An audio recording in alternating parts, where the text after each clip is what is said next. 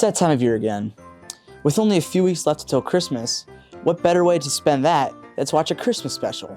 But what should I watch? There's A Christmas Story, Jingle All the Way, Elf. If only there was a below-average Christmas special about a blue animal that needed to save Christmas from an evil fat guy who kidnapped Santa. The title of this one is Sonic Christmas Blast, which is a classic episode from the 90s show The Adventures of Sonic the Hedgehog. Originally airing in November 24th, 1996, this episode is widely regarded online as one of the worst Christmas specials ever released. To give you a brief synopsis, Dr. Robotnik has taken Santa hostage, but tells the people that Santa retired. So instead of giving out presents, Robotnik Claus expects the kids to give him presents. If not, he forces them to do manual labor for his evil scheme. This weird-looking kid gets taken away, but somehow escapes without any explanation, and somehow stumbles upon our hero of the movie. I don't know any Mr. Sonic, but it sounds like you need help.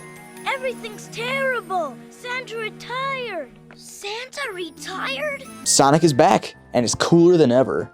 As always, he has some incredibly complex quotes and jokes. So enough stalling, let's get hauling! In order to save Christmas, Sonic and his sidekick, Tails, must locate where Santa is being held by Robotnik Claus and defeat these robotic hooligans that keep causing ruckus around the town.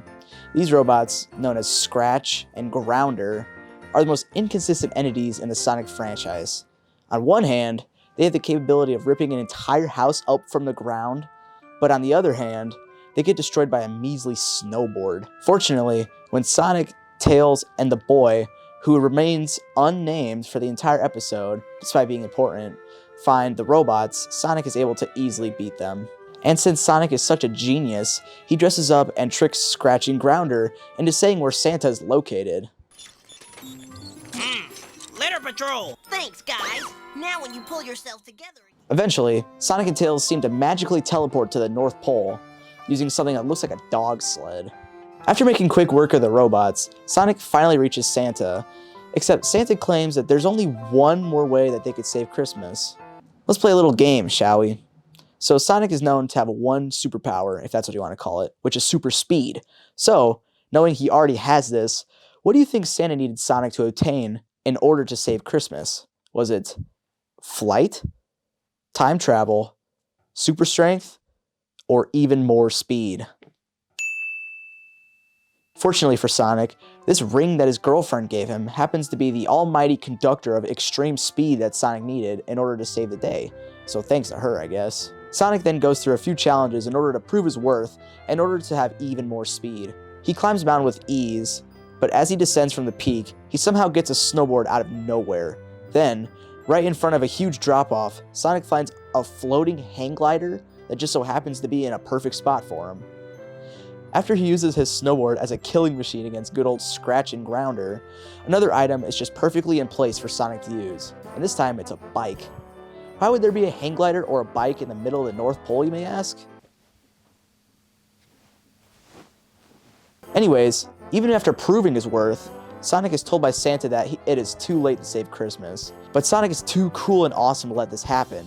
So even though the jolly fat man claimed that it would take months to restore the festivities, Sonic does this. Every challenge, you won the power of ultimate velocity, supersonicness, and extreme speed, but I'm afraid it's too late to save Christmas. Nah, we still got a few minutes. He makes everything go back to normal in a matter of minutes, including taking Robotnik Claus's identity and making him go back to just good old Dr. Robotnik. In the end, Sonic brought harmony back to the unnamed town, and the unnamed boy is happy again, and everything goes back to normal. Except for one thing.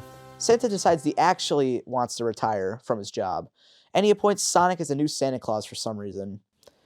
The ending of this episode is very abrupt, but Sonic ends it off with his banger quote of his. And he wishes all of you a Merry Christmas! The kid's right. An extremely Merry Christmas. So, this was quite the experience. Despite not having a very cohesive plot or ideas, I can't say that I didn't enjoy this one. Although many people find it difficult to watch because of its flaws, I actually think that its flaws are what makes this movie so great.